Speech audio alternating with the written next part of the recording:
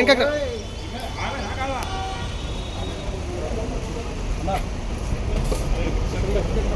నేను ఇంకొక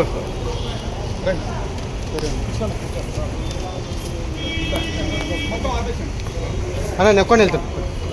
ఒక్కరు రావాలి.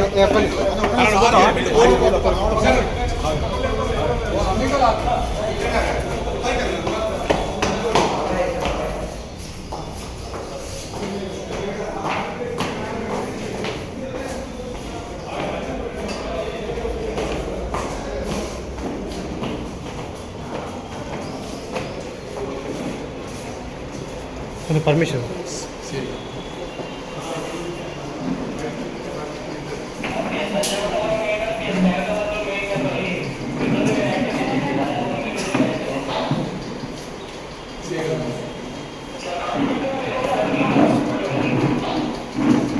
మీడియం అడా ఇక్కడ వెళ్ళిపోతుంది.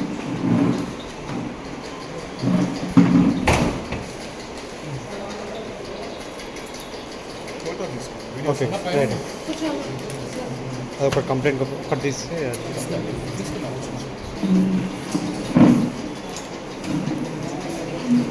అన్న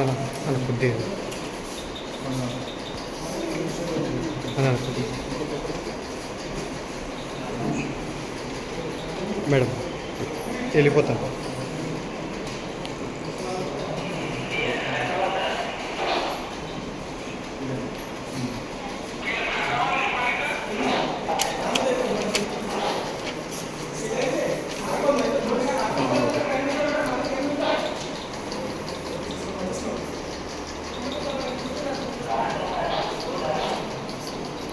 మనం రెగ్యులర్గా స్టోర్ చేస్తున్నాం. అమౌంట్లో అలాంటిది ఆయన మొన్న సడన్గా ఆయన దగ్గర సడన్గా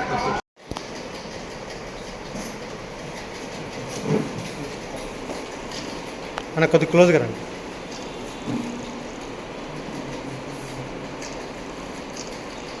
వన్ మినిట్.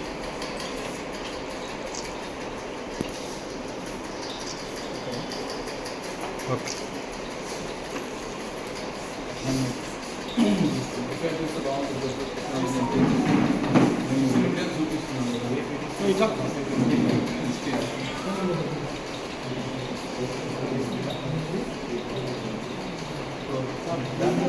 దా పోందా.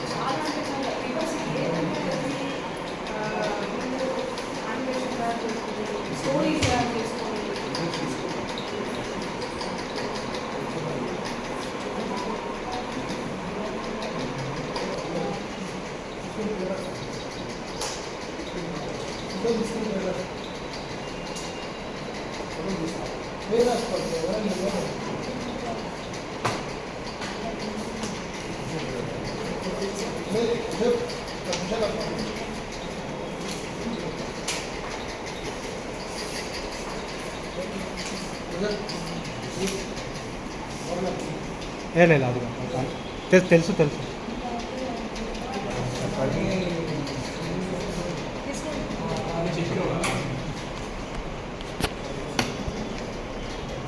మీడియా ముందు రాలేదు. మీడియా ముందు రావాలని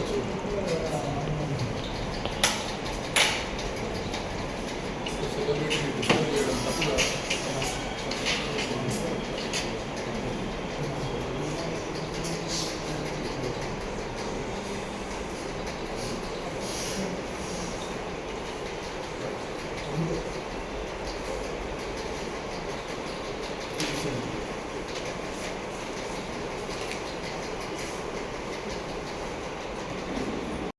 మీడియా మిత్రులకు నమస్కారం.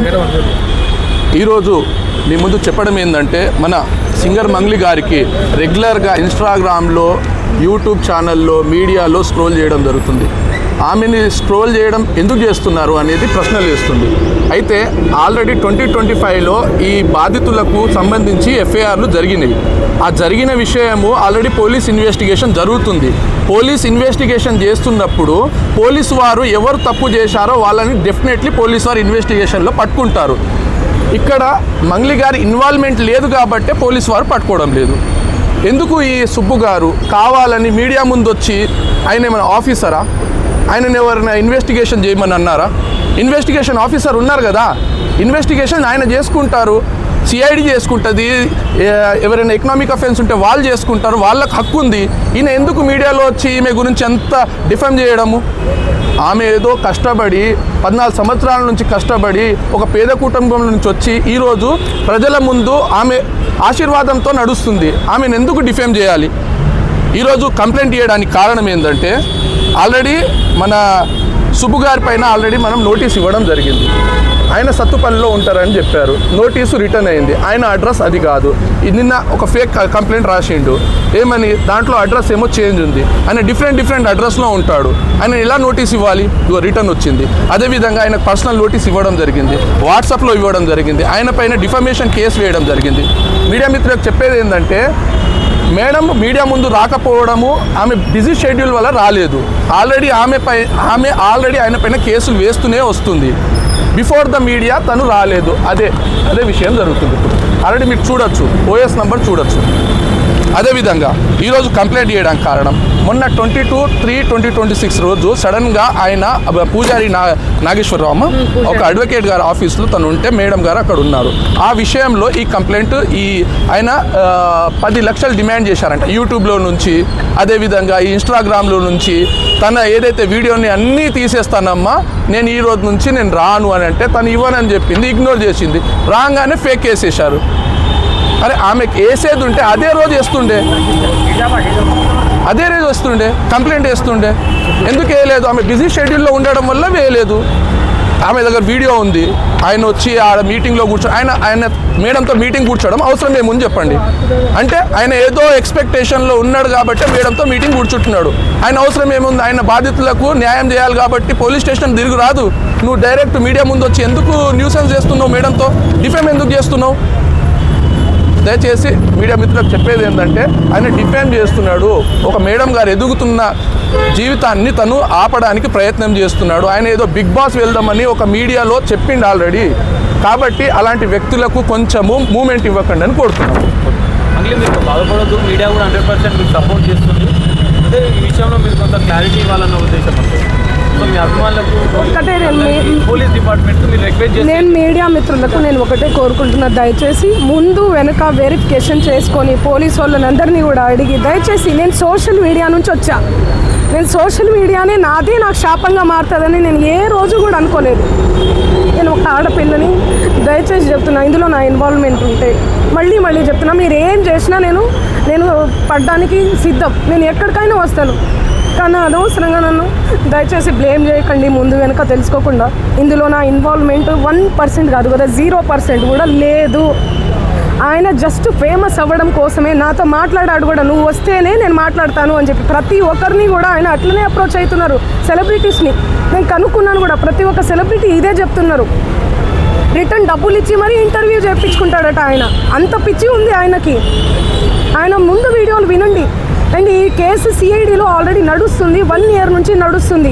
3 years నుంచి వాళ్ళు ఈ దందా నడిపిస్తున్నారంట. వాళ్ళందరూ కూడా బాలాజీ నాయక్, మధు నాయక్, ఇంకెవరెవరో హేమకాంత్ రెడ్డి, ఇంకోరు ఎవరెవరో ఉన్నారు. వాళ్ళంతా గొలుసు కట్టులా ఉన్నారు వాళ్ళు. నాకు అసలు తెలీదు. అన్యం పుణ్యం ఎరగని మమ్మల్ని, నన్ను, నా ఫ్యామిలీని దయచేసి రోడ్డుకి మీడియా మిత్రులారా నేను మళ్ళీ చెప్తున్నా, న్యాయం ఎవరి వైపు ఉంటే వాళ్ళ వైపు ఉండండి. దయచేసి మీడియా అంటేనే నాకు చాలా గౌరవం, నిఖార్సైన మీడియా. దయచేసి చెప్తున్నా, మళ్ళీ చెప్తున్నా, వాస్తవాలు చెప్పండి, అవాస్తవాలు వద్దు. సడన్గా ఇట్లా ఏం తెలియకుండా ఎవరో వచ్చి నా మీద ఎలిగేషన్స్ వేస్తే దయచేసి మీరు పెట్టుకోకండి. ఎందుకంటే నేను ఒక ఆడబిడ్డని, గిరిజన ఆడబిడ్డని. ఎవరెవరో పడనోళ్ళు మా ప్రోగ్రామ్కి రాలేదు, అంత బలుప, అంత ఓవర్ యాక్షన్, ఏమేమో ఉంటాయి. వాళ్ళు వచ్చి పడదు అని చెప్పి ఏదేదో మాట్లాడుతుంటారు.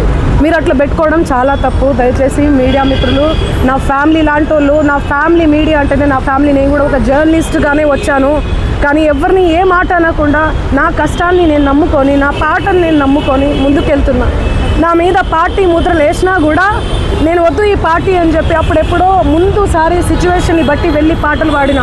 పార్టీ ముద్రలు వేస్తే 2023, 2024 ఎలక్షన్ మూమెంట్లో అసలు నేను ఎక్కడ కూడా కనిపించలేదు, ఎవరికి పాటలు కూడా పాడలేదు. అవునా కాదా? మీరు సెర్చ్ చేయండి, మళ్ళీ చెప్తున్నా, నాకు వద్దు, నా పాట ముఖ్యం, నాకు వద్దు ఈ పార్టీలు, పార్టీ జెండాలు, ఈ సుబ్బు లాంటి ఈ ఫేక్ ఎలిగేషన్స్ వద్దు నాకు ఇవన్నీ. నేను ఎందుకు ఇన్వాల్వ్ అవుతాను చెప్పండి, దయచేసి చెప్తున్నా. నాకున్న క్రెడిబిలిటీతోనే ఇంతవరకు నేను వచ్చిన, ఆ క్రెడిబిలిటీతోనే ఇక్కడ దాకా కూడా నేను వచ్చిన. దయచేసి నా ఫేమ్ని డీఫేమ్ చేయకండి కోరుతున్నా నేను, ప్లీజ్. పోలీసులకు థ్యాంక్ యూ. మీ మీద ఇన్ని ఆరోపణలు చేసిన సుబ్బారావు